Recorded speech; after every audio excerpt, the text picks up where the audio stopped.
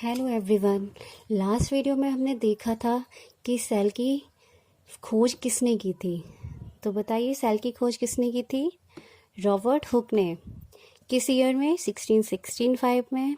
किसकी हेल्प से? Bark of tree की हेल्प से। और लिविंग सेल की खोज किसने की थी?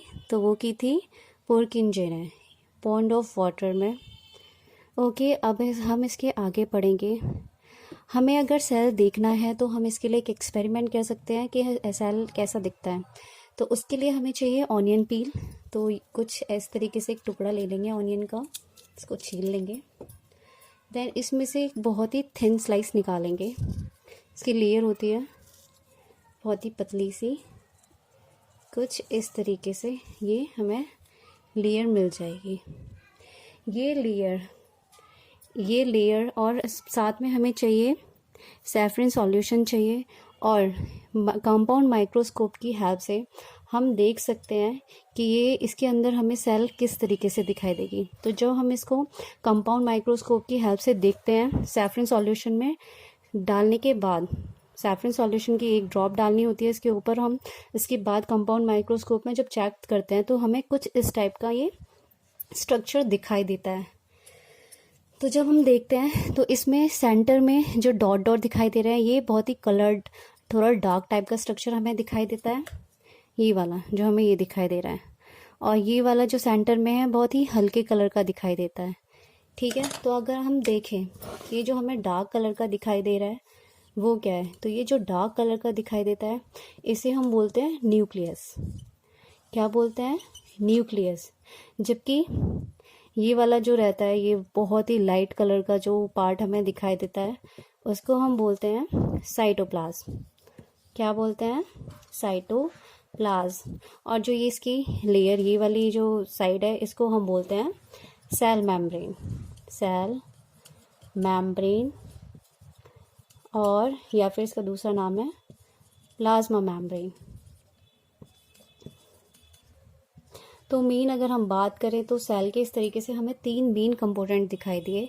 एक ये सेंटर जिसको हम न्यूक्लियस बोलते हैं, और इसके बीच में ये जो फ्लूइड लाइक, लिपिड लाइक वो रहता है, सब्सटेंस रहता है फ्लूइड टाइप का, इसको हम साइटोप्लाज्म बोलते हैं। और ये जो हमारी लेयर होती है, आउटर कवरिंग जिसको बोलते हैं, इसको हम बोलते हैं सेल मेम्ब्रेन या फिर plasma membrane.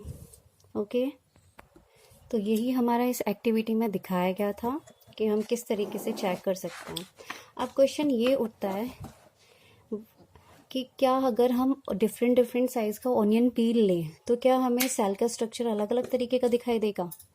Let's see what are these structure. मतलब अगर हम देखते हैं तो क्या होगा? These structure look similar to each other, together they form a big structure like an onion plant. ये जो स्ट्रक्चर की बात कर रहा है ये वाले छोटे छोटे स्ट्रक्चर की बात कर रहा है।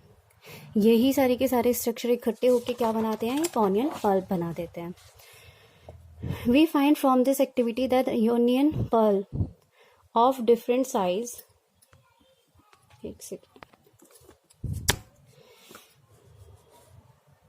we find from this activity that onion pulp of different size have different similar small structure visible under a microscope। means हम किसी भी साइज का ऑनियन पल्प ले लें, किसी भी जगह से ले लें, तो हमें सेम ही स्ट्रक्चर दिखाई देगा। अगर हम उसको माइक्रोस्कोप के अंदर चेक करते हैं तो हमें सेम स्ट्रक्चर दिखेगा। ऐसा नहीं है कि हमने ऑनियन बड़ी ले ली तो हमें कुछ बड़ा स्ट्रक्चर दिखाई दे रहा है, हमने छोटे ऑनियन लिया तो हमें छोटा दिखाई देगा। नहीं, ऐसा नहीं है। क्या होगा? सेम ही स्ट्रक्चर दिखाई देगा।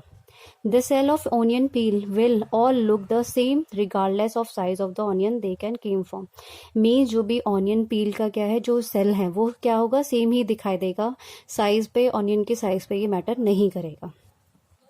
These small structure that we see are the basic building unit of onion pulp। ये जो हमें छोटे छोटे स्ट्रक्चर दिखाई दिए, कौन से? ये वाले जो स्ट्रक्चर हैं, यही क्या है? ये बेसिक स्ट्रक्चर हैं।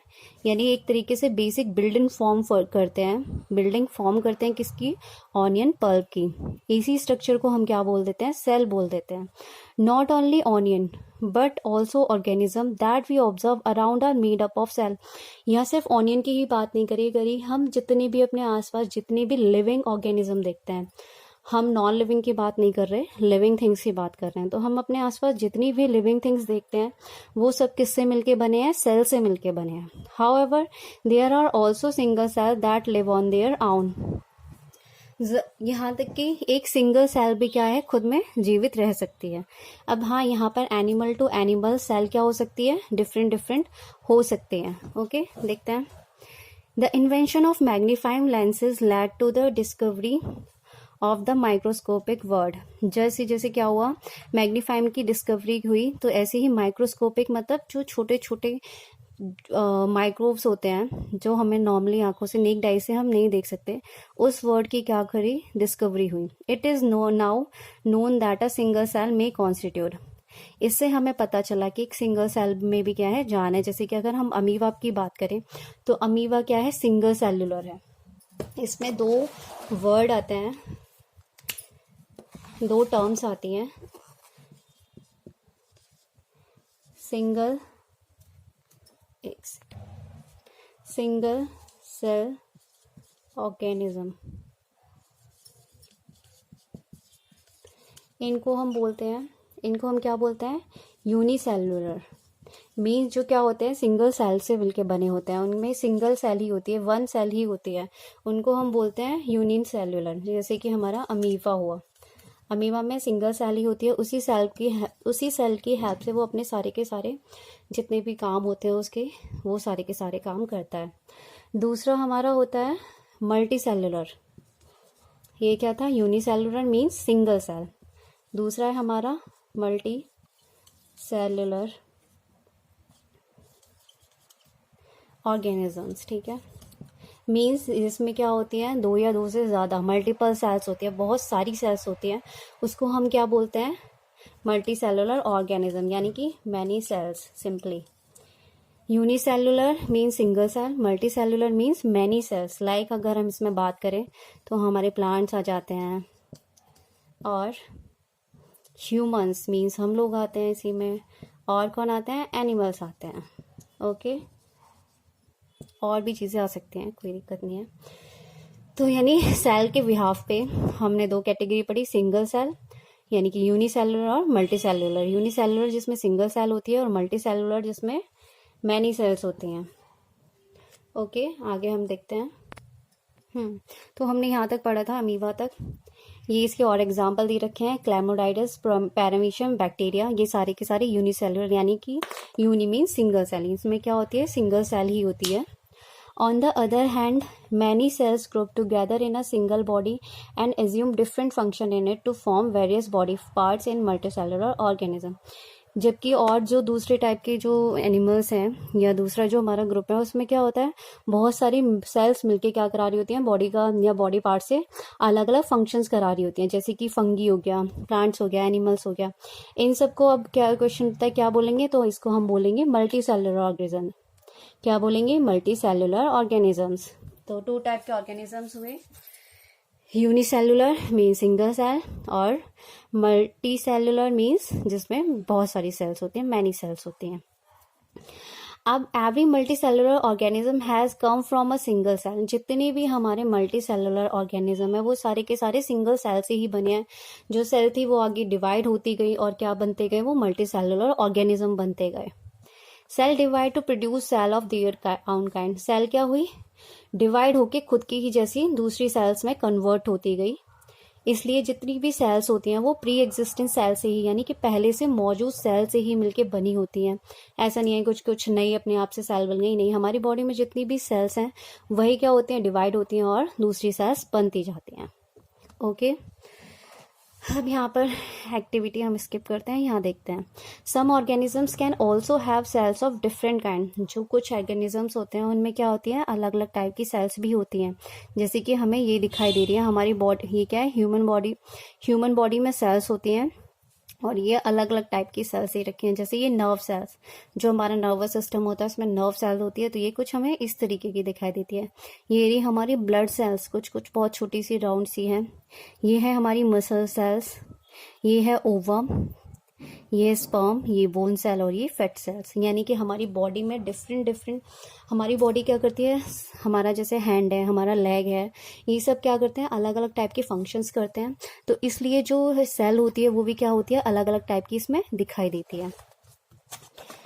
The shape and size of cells are related to the specific function they perform. यानी जो भी सेल का शेप और साइज है वो डिपेंड करता है कि वो किस तरीके का टास्क परफॉर्म कर रहे हैं। Some cells like amoeba have changing shapes. अब जैसे अमीबा हमने पढ़ा था, क्या था अमीबा, यूनिसेलुलर मतलब सिंगल सेल था। वो क्या करता है, अपनी शेप चेंज करता है। In some cases the cell shape could be more or less fixed peculiar for a particular type of cell. For example nerve cell have a typical shape. जो हमारी नर्व सेल्स होती हैं उनकी क्या होती है, टिपिकल शेप होती है। अमीबा अपनी शेप चेंज करता है ताकि वो अपना फूड एनगॉल्फ कर सके, उसको डाइजेस्ट कर सके, इस तरीके से। Each living cell has the capacity to perform certain basic function that are characteristic of all living forms. जितनी भी हमारी लिविंग सेल्स होती हैं हमारी बॉडी में, उन सबका अलग अलग फंक्शन होता है ताकि वो सारे के सारे अपने अपने फंक्शन कर सकें और हमारी बॉडी उस तरीके से आगे काम कर सके या जिंदा रह सके। How does a living cell perform these basic function. अब क्वेश्चन ये उठता है कि किस तरीके से ये जो लिविंग सेल है कैसे काम करती हैं। We know that there is a division of लिवर in multi cellular organism such as human being. इसका मतलब है कि हमारी ह्यूमन बींग्स यानी कि जैसे हम लोग हैं तो हमारी बॉडी क्या है, मल्टी सेलुलर है, यानी इसमें बहुत सारी सेल्स हैं। तो हर एक सेल का क्या है, अलग अलग काम दिया गया है, उनका क्या है, डिवीजन कर दिया गया है, जो भी काम है उनका अलग अलग तरीके से। This means that different part of human body perform different function. यानी इसका क्या मतलब है, जो हमारे डिफरेंट पार्ट है हमारी बॉडी के वो डिफरेंट टाइप के फंक्शन करते हैं। जैसे हमारे हाथ हैं, किसी चीज़ को ग्रैब करते हैं, उठाते हैं, हमारे पैर क्या करते हैं, भागने का काम करते हैं। इस तरीके से सबका क्या है, अलग अलग काम है। तो हर एक सेल का भी अपना अलग अलग काम है, इसलिए उनका स्ट्रक्चर भी क्या है, अलग अलग है। The human body has a heart to pump blood. जैसे हमारा जो हार्ट है उसका क्या काम है, ब्लड पंप करने का। स्टमक का क्या है, डाइजेस्ट करने का फूड और भी जो भी है।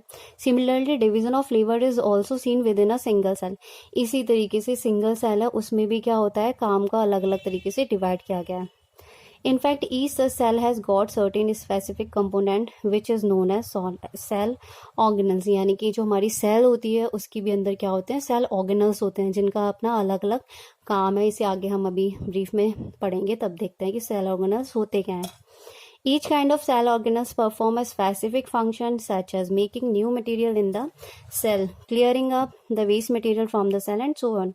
A cell is able to live and perform all this function because of these organelles. यानी सेल के अंदर भी क्या होते हैं, सेल ऑर्गेनल्स होते हैं जिनका क्या होता है, काम होता है कुछ का न्यू मटेरियल बनाना, कुछ का वेस्ट मटेरियल को क्लियर करना और इस तरीके से। तो इस तरीके से सब अपना काम करते हैं, तभी एक सेल क्या होती है, लिव होती है, जिंदा रह पाती है और अपना काम पूरा कर पाती है। These organelles together constitute the basic unit called the cell. और यही सेल मिला के, इन्हीं सेल को क्या बोल देते हैं, सेल ऑर्गेनल्स को मिला के सेल बोल देते हैं। It is interesting that all cells are found to have the same organelles no matter what their function is or what organelles they are found in। यानी कि जितनी भी सेल होती हैं उन सब के अंदर क्या होते हैं, जो सेल ऑर्गेनल्स होते हैं वो सेम ही होते हैं। यहाँ मैटर नहीं करता कि किसी सेल का क्या काम है या किस ऑर्गेनिज्म में पाई गई है। एक से कोई भी सेल है उसके अंदर के जो सेल ऑर्गेनल्स होते हैं वो सेम ही होते हैं। ओके, सो अगर हम अब देखें ओवरऑल तो हमने क्या पढ़ा, सेल पढ़ी जिसकी इन्वेंशन किसने की थी, सॉरी जैसे इन्वेंट किया था किसने, रॉबर्ट हुक ने। सेल के कंपोनेंट क्या क्या थे, सबसे आउटर लेयर जो थी हमारी, कुछ हमने ये वाली देखी थी, तो हमारी जो आउटर लेयर थी वो क्या थी, सेल मेम्ब्रेन, शॉर्ट में लिख देती हूँ मैं, या फिर प्लाज्मा मेम्ब्रेन। देन यानी कि ये वाली जो कवरिंग है, आउटर लेयर या कवरिंग है, वो हमारी सेल मेम्ब्रेन है या फिर हम उसको प्लाज्मा मेम्ब्रेन बोल सकते हैं। वहीं अब अगर हम इसकी बात करें, ये हमने पढ़ा था, ये हमारा न्यूक्लियस था। इसके सेंटर में क्या होता है, एक लिपिड टाइप सब्सटेंस होता है, फ्लूइड टाइप का। इसको हम बोलते हैं, क्या बोलते हैं, क्या बोलते हैं, हाँ इसको हम बोलते हैं साइटोप्लाज्म। क्या बोलते हैं, साइटोप्लाज्म। देन इसके अंदर ये जो हमारा, जब हमने इसको अंडर माइक्रोस्कोप देखा था तो ये सबसे ज़्यादा डार्क पार्ट था, इसको हम बोलते हैं न्यूक्लियस। क्या बोलते हैं इसको हम? न्यूक्लियस। गुड। तो हमारे 3 कंपोनेंट हुए, 1 2 और ये 3। अभी हमने जस्ट बात करी थी सेल ऑर्गेनल्स की। तो ये जो साइटोप्लाज्म होता है इसी के अंदर क्या होते हैं? सेल ऑर्गेनल्स होते हैं, जिनका अपना अपना काम होता है। किसी का वेस्ट क्लियर करना, किसी का कुछ मटेरियल बनाना, और इस तरीके से सेल क्या करती है? अपना पूरा फंक्शंस कर पाती है। हर एक जितने भी हमारे एनिमल्स होंगे या लिविंग थिंग्स हैं, उन सब की सेल ऑर्गेनल्स के अंदर, सेल के अंदर ये जो ऑर्गेनल्स होते हैं वो सब के सब क्या होते हैं? सेम ही होते हैं। ओके। अब हम ब्रीफ में पढ़ेंगे किसको? सबसे पहला था हमारा प्लाज्मा मेम्ब्रेन या सेल मेम्ब्रेन। तो अब हम इसको पहले ब्रीफ में पढ़ेंगे, उसके बाद आगे के पॉइंट डिस्कस करेंगे। तो फर्स्ट था हमारा प्लाज्मा मेम्ब्रेन, यानी कि जो आउटर कवरिंग थी। This is the outer most covering of the cell that separate the contents of cell from its external environment. यानी कि बाहर का जो एनवायरनमेंट होता है उससे जो बचा के रखता है सेल के अंदर के मटेरियल को, उसको हम बोलते हैं प्लाज्मा मेम्ब्रेन। यानी कि हमारा ये जो लेयर होती है ये क्या करती है? बाहर के एनवायरनमेंट से इसके अंदर की जो भी मटेरियल को उनको क्या कर रही है? प्रोटेक्ट कर रही है। तो इस लेयर को हम बोलते हैं प्लाज्मा मेम्ब्रेन या फिर सेल मेम्ब्रेन। ओके। अब अगर हम बात करें कि प्लाज्मा मेम्ब्रेन, हाँ, प्लाज्मा मेम्ब्रेन किस किस चीज़ से मिलके बनी होती है? तो प्लाज्मा मेम्ब्रेन मिलके बनी होती है लिपिड से और प्रोटीन से, और साथ में इसको हम बोलते हैं सेलेक्टिवली परमिएबल मेम्ब्रेन। ओके, हम ब्रीफ में देखते हैं। द प्लाज्मा मेम्ब्रेन अलाउ और permit the entry and exist of some material in और आउट ऑफ द सेल। तो प्लाज्मा मेम्ब्रेन क्या करती है? प्लाज्मा मेम्ब्रेन में बहुत छोटे छोटे से होल्स टाइप में होते हैं। वो क्या करते हैं? अलाउ करते हैं और क्या करते हैं, या फिर परमिट करते हैं किसी सब्सटेंस की एंट्री को और साथ में एग्जिस्ट को। फिक्स मटेरियल ही अंदर या सेल के बाहर जा सकते हैं, इसलिए हम इसको बोलते हैं, क्या बोलते हैं हम इसको? सेलेक्टिवली परमिएबल मेम्ब्रेन, क्योंकि ये फिक्स चीज़ों को ही अंदर या बाहर आने दे रही है, इसलिए हम इसको सेलेक्टिवली परमिएबल मेम्ब्रेन भी बोल देते हैं। अब मूवमेंट होती कैसे, अगर हम बात करें कि सेल के अंदर कोई भी सब्सटेंस है उनकी मूवमेंट हो कैसे रही है, तो जैसे कि कार्बन डाइऑक्साइड और oxygen can move across the cell by the process called diffusion. तो डिफ्यूजन क्या होता है? हमने अभी बात करी, तो अगर हम बात करें डिफ्यूजन की, तो डिफ्यूजन क्या होता है? The process by which carbon dioxide and oxygen can enter or exist the cell is called diffusion. यानी कार्बन डाइऑक्साइड और ऑक्सीजन क्या करते हैं? एग्जिट करते हैं और एंटर करते हैं into cell by diffusion. Okay, this is a process. Cell को क्या चाहिए होता है? इनकी ज़रूरत होती है, इसलिए सेल क्या करता है? इनको, जो हमारी प्लाज्मा मेम्ब्रेन है, इनको अलाउ कर देती है। किस किस को? कार्बन डाइऑक्साइड को और ऑक्सीजन को। तो इसी का जो मूवमेंट होता है उसको हम बोलते हैं diffusion. We saw that there is spontaneous movement of substance from a region of higher concentration to region where it is lower. हम देखते हैं कि कोई भी सब्सटेंस है, जैसे सपोज बाहर के एनवायरनमेंट में क्या है, जैसे अगर हम बात करें बाहर के एनवायरनमेंट में CO2 ज़्यादा है, अंदर CO2, जैसे सपोज इसे प्लस से दिखा रहे हैं कि बाहर ज़्यादा है, अंदर क्या है? CO2 कम है, माइनस है। तो क्या होगा? जो कार्बन डाइऑक्साइड है वो बाहर से, क्योंकि बाहर ज़्यादा है, हायर कॉन्सेंट्रेशन है, तो बाहर से क्या होगी? अंदर की तरफ शिफ्ट होगी। अब सपोज उल्टा होता है, सेल के अंदर क्या है? ज़्यादा है और बाहर क्या है? कम है। तो जो CO2 है वो क्या होगी? अंदर से बाहर की तरफ शिफ्ट होगी। ठीक है, तो यानी कि ये प्रोसेस हमेशा चलता रहता है कि बाहर, मतलब जब तक कि कॉन्सेंट्रेशन उनकी सेम नहीं हो जाती तब तक के इनका मूवमेंट चलता रहता है। इसी तरीके से something similar to this happen in the cell. For example, substance like CO2 accumulates in the high concentration. ये हमने अभी जस्ट पढ़ लिया था कि अगर बाहर कॉन्सेंट्रेशन ज़्यादा है तो वो सेल से अंदर से बाहर की तरफ जाएगी CO2, और अगर बाहर ज़्यादा है CO2 तो वो बाहर से सेल के अंदर की तरफ जाएगी, जब तक कि उनका कॉन्सेंट्रेशन सेम नहीं हो जाता। ठीक है, इसी तरीके से यही इसमें यही सब लिखा हुआ है। इसी तरीके से ऑक्सीजन भी क्या होती है, डिफ्यूजन की हेल्प से ही अंदर एंटर या एग्जिट करती है। वही उसमें भी सेम है, जब तक कि कॉन्सेंट्रेशन जिधर भी कम होगी तो उधर की तरफ क्या होता है, फ्लो होता है उसका। सेम वाटर भी क्या करता है, डिफ्यूजन का जो लॉ है उसको फॉलो करता है। Water always also obeys the law of diffusion. The movement of water molecules through such a selectively permeable is called osmosis.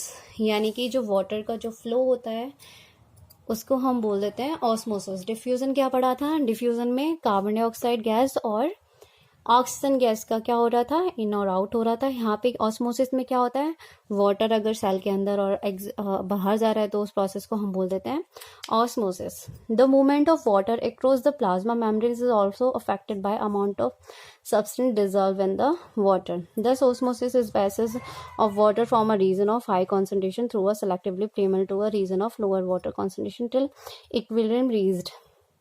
Same पानी पी के जो हमारा वाटर है वो भी क्या होगा, हायर कॉन्सेंट्रेशन से लोअर कॉन्सेंट्रेशन की तरफ पड़ेगा, जब तक कि दोनों तरफ इक्वल नहीं हो जाता तब तक।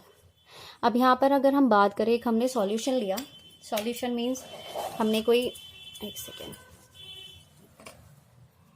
हमने एक बीकर टाइप में ले लिया या कोई बर्तन लिया, उसमें हमने क्या किया, ग्लास ले लिया हमने सिंपली, उसमें हमने वाटर डाला और हमने सपोज शुगर मिला दी, ओके, चीनी हमने घोल दी, वो इनविजिबल हो जाएगी, दिखाई नहीं देगी, होमोजीनियस मिक्सचर बन जाएगा। देन सपोज इसमें क्या है, एक हमने सेल ली, ठीक है, इसमें सेल में अगर हम इसमें बात करें तो इसमें क्या है, हाई कॉन्सेंट्रेशन है वाटर की, हाई कॉन्सेंट्रेशन शॉर्ट में लिख रही हूँ, यानी कि इसमें क्या है, पानी ज़्यादा है कंपैरिजन टू सेल, सेल की बात हो रही है, यहाँ पर क्या है, सेल में लो है, पानी क्या है, कम है कंपैरिजन टू दिस बीकर। अब हम इसको क्या करेंगे, अगर इसके अंदर अगर हम डालते हैं तो हमने अभी क्या पढ़ा था कि जो भी हमारा वाटर होगा वो हायर कॉन्सेंट्रेशन से लो कॉन्सेंट्रेशन की तरफ जाएगा।